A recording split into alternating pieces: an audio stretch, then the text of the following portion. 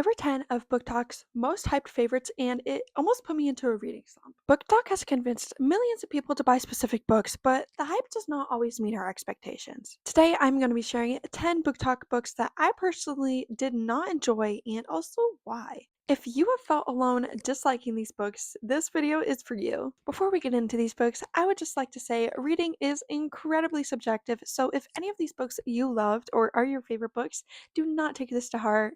We all have different reading opinions, and that is okay. I would just like to share my personal opinions on my reading taste and what books I really did or didn't like. Book number one, this is definitely controversial, and it is Twisted Love by Anna Huang. I did not hate this book, but I didn't love it.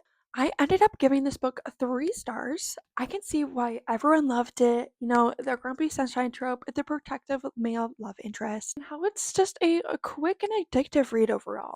However, for me, the romance felt very flat and sometimes more toxic than romantic. Sometimes I felt as our male main character crossed more into controlling than protective. The conflict resolution did feel kind of rushed, and I did find some of the dialogue very cringy. But as I said, I didn't absolutely hate this book, so book two is still on the tables.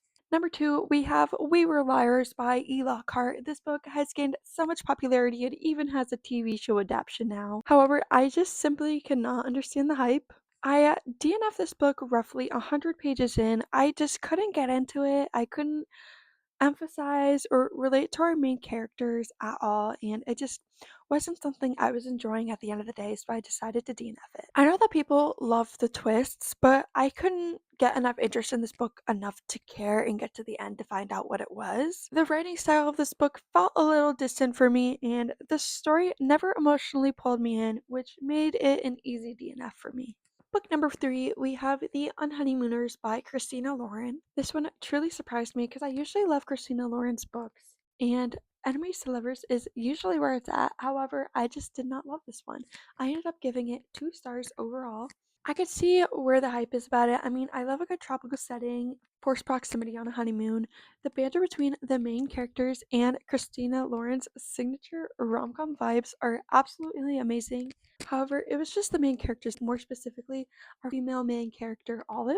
Page one, we learned about how pessimistic she was throughout life, and I found it more exhausting than it was funny. Something that I really cannot stand in books is miscommunication, which ends up in a third act breakup. I find it so aggravating and so easily avoidable, so that one definitely made me upset. Number four, we have The Paradise Problem by Christina Lauren. I know, another Christina Lauren book. I ended up giving this book 2.5 stars. I read this on audiobook, so I don't know if that's why I didn't like it as much, but it just really did not stand out to me. The main characters, in my opinion, lacked depth, and I couldn't really feel any true chemistry going on. However, I did love the idea of the marriage of convenience trope, as well as the luxurious setting we are set in and the family dynamics. However, I may say, if you did love Christina Lauren's other books, this one may be for you, but personally did not resonate with myself. Number five, we have the After series by Anna Todd. Yes, the Harry Styles Wattpad fanfic. I know. And as a Harry Styles lover, you would think I would love this, but no. Honestly, if I could give any book negative stars, it would go to this one. Like, I see the image of what we are loving. However, I barely made it through the first book. But I wish I didn't finish it, honestly, and I just switched to something I loved other than trying to finish the book.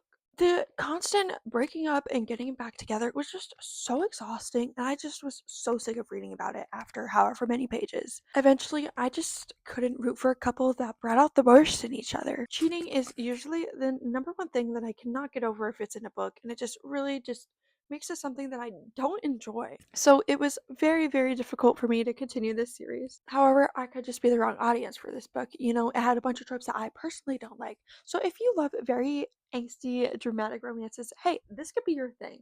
So I recommend that to you. However, it's just not my cup of tea. Okay, guys, now we are about to get into books that people have been saying have changed their lives. And first up, we have Normal People by Sally Rooney. I ended up giving this book 3 stars. I didn't absolutely hate it, but I also did not love it at all. It had a lot of emotional depth, and I did really love her writing style.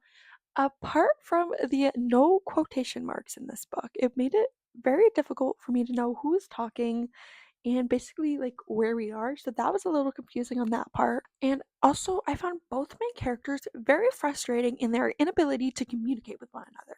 Honestly, by the end of this book, it was very short, which I was glad about, but I could not care about their relationship at all. I basically feel like I just watched two people sabotage themselves for 300 pages. However, I'm gonna say there is a TV adaptation for this on Hulu, and I did like it. I liked it more than the book, honestly. And I can understand why the book ended the way it did. If you read it, you will know what I'm talking about. But it just really frustrated me that that was the last piece of information we got. However, one thing I will give it is that Sally Rooney really captures young adulthood very well. If you love reading about messy and toxic relationships, this one might be for you, but personally was not for me. Number 7, this one actually came very surprising to me, and it was Deep End by Ali Hazelwood. I have loved basically every single Ali Hazelwood book I have read, so not loving this one was very surprising to me. I ended up giving this book 3 stars. I didn't hate it, but it just wasn't something I loved either. I really loved reading about how our female main character was overcoming a sports injury. However, the thing that I did not love was 90% of the story being about physical intimacy. It just genuinely was not something I was interested in. Even though I still consider her one of my favorite authors, this book will not make my favorites. Another one that I was incredibly shocked about was Onyx Storm by Rebecca Yarros. This is the third book in the Empyrean series, and I was so excited to read it after absolutely loving Fourth Wing. However, this book took me over a month to finish and put me in such a big reading slump that I'm still recovering from. By book 3, this series felt like it was just genuinely going nowhere. Like, this whole story could have been done in a trilogy, and she's just drawing it out way too long. We meet so many new people, visit so many new locations that I can't keep up. I can't remember who is who, and at the end of the book, I'm just more confused than I am satisfied. I loved Fourth Wing because there was so much story development, but Onyx Storm felt as if we just kept circling the same issues, never to be resolved. However, I will give it the ending really piqued my curiosity, and I'm very curious to how the next book is going to play out. I feel like she set it up for a way that could be a very great book, honestly, but we will find out. Only time will tell. If you did love this series, I would say keep reading. However, just beware if Iron Flame did not even stand out to you. Be cautious, you may not like Onyx Storm.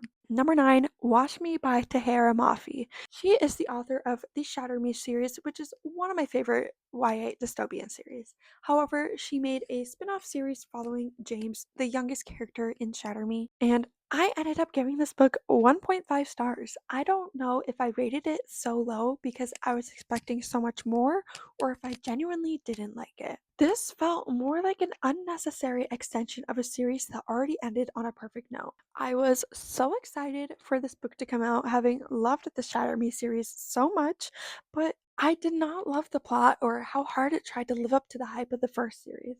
I really think this book was unnecessary, and the Shatter Me world should have just stopped at Believe Me. And number 10, last but not least, we have A Good Girl's Guide to Murder by Holly Jackson. Now, I didn't hate this book. I'll put that out there first for all the people about to come at me. I did not hate this book. I don't know. I felt like I was expecting so much more. I really loved the interview format that Pip was taking us through, having like a detective protagonist and also like the twists and turns that came through the story and how like it is literally a compulsive page turner. The thing that I didn't like about this book was that so many people hyped it up that I went into this series with such a high expectation and I expected so much more than what delivered. So that could just be why. But with just all the hype that it received, I really thought it would just be more fast paced and more shocking, honestly. I really liked the concept and the format, but the twist I literally saw a mile away, and I honestly found myself bored reading this book more often than I expected. Alright, those were my 10 unpopular bookish opinions, and just remember, reading is incredibly subjective. What doesn't work for me may be your favorite book, and I love that for you. That's completely okay. I hope you guys enjoyed today's video, and I'll see you next time. Bye!